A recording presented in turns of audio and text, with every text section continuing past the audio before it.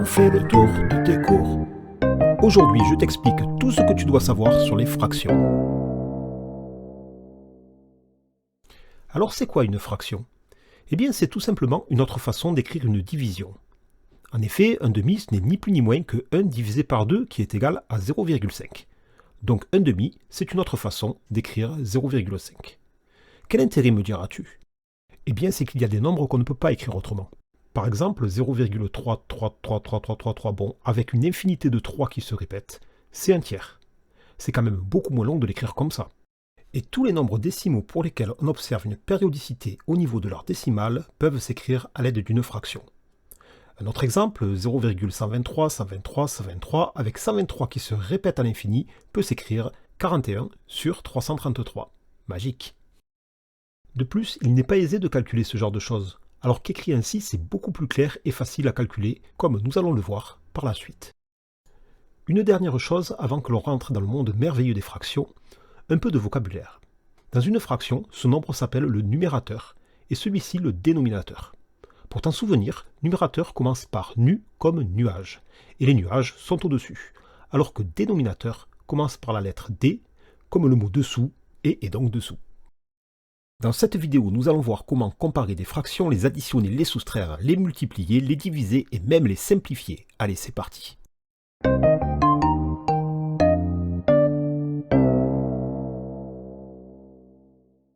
Commençons par comprendre comment comparer une fraction à 1. Pour ce faire, prenons ce magnifique gâteau au chocolat préparé par ma femme adorée. Ça c'est un gâteau, et coupons-le en 12. Je me sers une part, ça c'est 1/12, et 1/12 c'est plus petit que 1. Et que je prenne 2/12, 3/12 et jusqu'à 11/12, j'ai toujours moins mangé que si j'avais mangé le gâteau en entier. On peut donc affirmer que si le numérateur est plus petit que le dénominateur, ma fraction est inférieure à 1.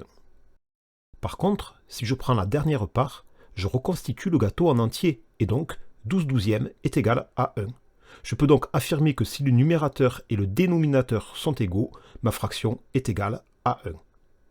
Enfin, si je prends un autre gâteau et que je me resserre une part, j'ai donc 13/12 du gâteau, et là, j'ai plus à manger qu'un gâteau en entier. Donc ma fraction est supérieure à 1, et je peux affirmer que si le numérateur est supérieur au dénominateur, ma fraction est supérieure à 1. Essayons maintenant de comparer les fractions ensemble. Si je prends 2/12 de gâteau, il est évident que j'aurai moins de gâteau à manger que si j'en prends 3/12. Donc, à dénominateur égal, la fraction la plus grande sera celle qui aura le numérateur le plus grand. Et si je prends 3/12 du gâteau d'un côté et 3/4 d'un autre gâteau identique de l'autre, j'aurai moins à manger dans le premier cas que dans le deuxième. Donc, à numérateur égal, la fraction la plus grande est celle qui a le plus petit dénominateur, bien évidemment. Allez, voyons maintenant comment additionner et soustraire des fractions.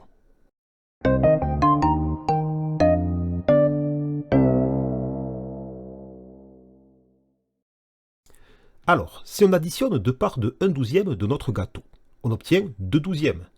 Donc 1/12 plus 1/12 est égal 2/12. On voit que l'on additionne simplement les numérateurs sans changer le dénominateur, à condition bien sûr qu'ils soient identiques. Mais comment ça se passe s'ils sont différents? Prenons par exemple un tiers et un quart. Un tiers de mon gâteau, c'est ça, et un quart, c'est ça. Reprenons notre gâteau coupé en 12.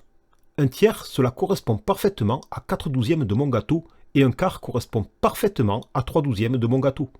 On a donc un tiers plus un quart, qui est égal à 4/12 plus 3/12, qui est égal à 7/12.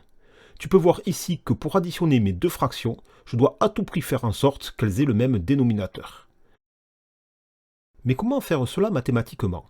Eh bien, le secret, c'est de multiplier le numérateur et le dénominateur d'une fraction par un même nombre, car cela ne change pas sa valeur. Regarde, un tiers, si je multiplie le dénominateur par 4 et le numérateur par 4, j'obtiens la même portion, et c'est pareil pour un quart si je multiplie dénominateur et numérateur par 3. Donc, pour résumer cela mathématiquement, cela donne un tiers plus un quart est égal à 1 fois 4 sur 3 fois 4, plus 1 fois 3 sur 4 fois 3, qui est égal à 4/12 plus 3/12, qui est égal à 7/12. Et pour la soustraction, le procédé sera exactement le même, bien sûr. Un tiers moins un quart, c'est égal à 1 fois 4 sur 3 fois 4, moins 1 fois 3 sur 4 fois 3, qui est égal à 4 douzièmes moins 3 douzièmes, qui est égal à 1 douzième. Et si tu veux additionner une fraction avec un nombre entier, pense que n'importe quel nombre entier est égal à lui-même divisé par 1. Donc par exemple, 1 tiers plus 2, c'est égal à 1 tiers plus 2 sur 1, qui est égal à 1 tiers plus 2 fois 3 sur 1 fois 3, qui est égal à 1 tiers plus 6 tiers, qui est égal à 7 tiers. Voyons maintenant comment multiplier et diviser des fractions ensemble.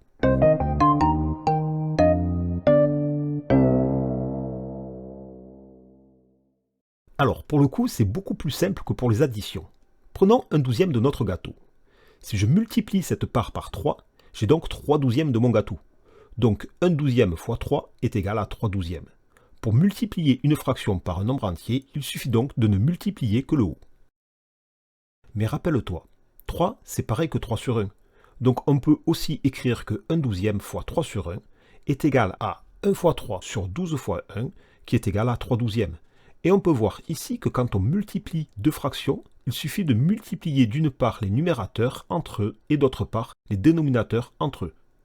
Par exemple, 2 sur 3 fois 3 quarts est égal à 2 fois 3 sur 3 fois 4 qui est égal à 6 douzièmes. Et pour diviser deux fractions ensemble alors? Eh bien il faut savoir que diviser cela revient à multiplier par l'inverse. Par exemple, l'inverse de 3 quarts c'est 4 tiers. Donc si on divise 1 demi par 3 quarts, cela revient à multiplier 1 demi par 4 tiers, ce qui nous donne 1 fois 4 sur 2 fois 3 est égal à 4 sur 6. Par contre, 4 sur 6, c'est une fraction qui peut être simplifiée, et c'est ce dernier point que nous allons aborder.